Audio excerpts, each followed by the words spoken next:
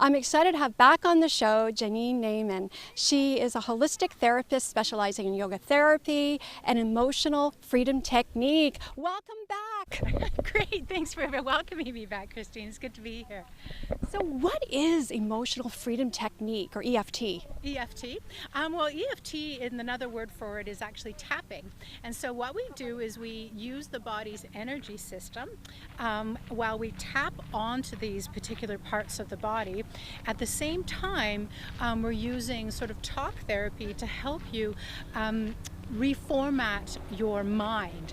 In other words, it's really great for if you're stuck or if somebody's really having a hard time getting past something, something emotional. Yeah, so anxiety, those types of things, yeah. So what parts of the body do you tap into?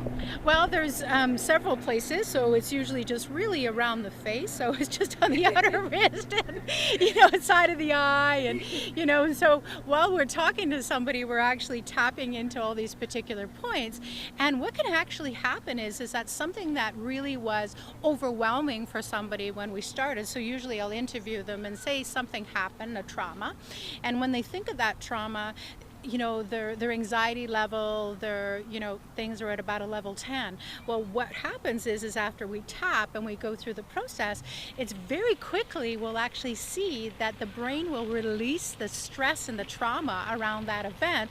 You have the memory of the event, but no longer be triggered with the trauma. So it's a really effective modality. Yeah. What a specialty you have, Yeah, and who are your patients? All sorts of people, so it just really depends. It could be something stuck. I know I had really great success for someone that was having an allergy attack, and right in the middle of the allergy attack, we just talked his body through and really calmed him down very, very quickly, and so he was able to, carry on with his rest of his day.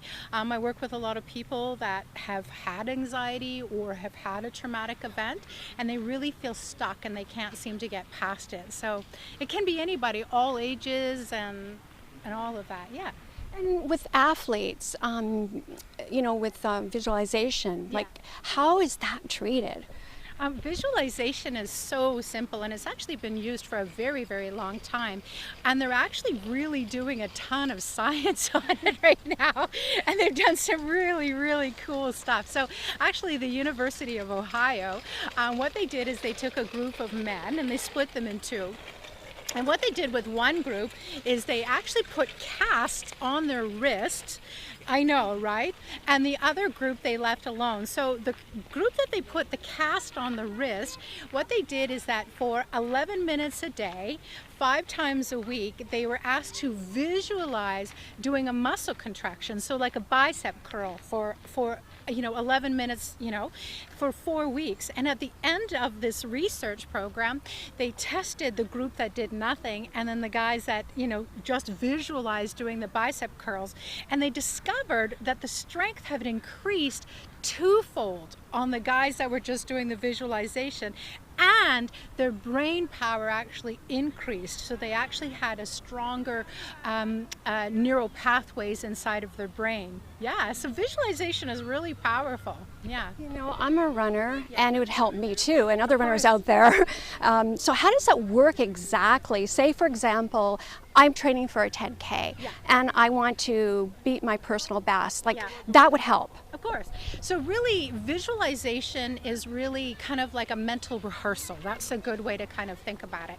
And the interesting part is that your brain doesn't know if you're actually doing the event or if you're just visualizing the event, because really the neurocortex is actually still stimulating the exact same muscles it would when you were doing something. And so if you're visualizing doing that 10K, not only does the body start to kind of improve for you while you're doing it, but it also can help you as an athlete to get past any mental blocks. It can really help you to calm down before the race, and it can also help you if, say, something goes wrong when you're racing. How do you not freak out? Right?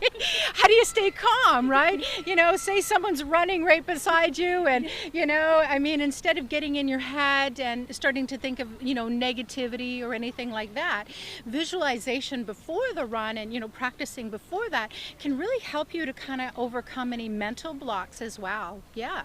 And it's like that focus and that mind and body connection. It is the mind and body connection. And as I said, you know, I mean, the studies are just tenfold of how powerful this really is.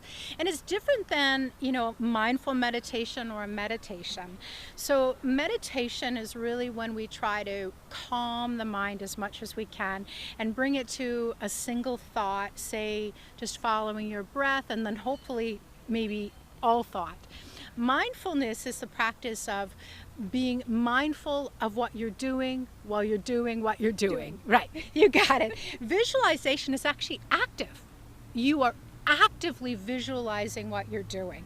So if we were about to do a 10K run, I would really visualize as much as I can. You really want to be detailed about this. So you want to, like, what would my body feel like running the 10K run? So that, you know, kinesthetic feeling. What would my breath be like? What would the atmosphere be like? Could you visualize everybody, you know, congratulating you at the end, saying, way to go, you know, you were number one, you know, those types of things. And the more often you do it, you actually train the brain. And because I said before, the brain doesn't get, am I really running a 10K or am I just visualizing? So when you do this over and over and over again, you actually can really have a competitive edge.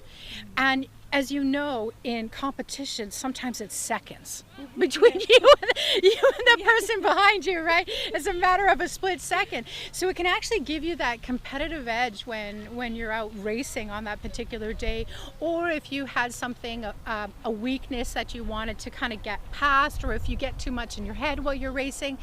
You know, the more often you do that, it actually can strengthen your conviction when you're racing. Yeah. And it's active. Your mind is active. You're active. Yeah, you're active. So again, it's very different. I mean, it is a form of strengthening the brain and getting benefits like you would in, you know, in a traditional meditation or a mindful meditation. But this is far more active thinking. Yeah. That's interesting. And, you know, for someone who's starting an exercise program, like starting to run, and it might be helpful to visualize that they're going to complete it. They're going to reach the finish line. Yeah. And they're going to feel good doing it. Do you know what I mean? So if I was just starting running and I got really negative in my head and I thought, oh, you know, I'm so unfit, and oh, I'm too old to do this, and oh, I don't know, and what if I trip and fall, or am I wearing the right outfit, you know, blah, blah, blah, and it just kind of, the list goes on. And if you just instead say, you know what, it's okay, and I'm going to do the best I can today. My body is well, my body is fit, I'm doing this because I like to, you know, it's really changing the mindset. And then, like what you said, you know, imagining the finishing and the accomplishing it at the end. Yeah. Is it a lot of work? Visualization? Yes. It's not that it's a lot of work, but it does take discipline.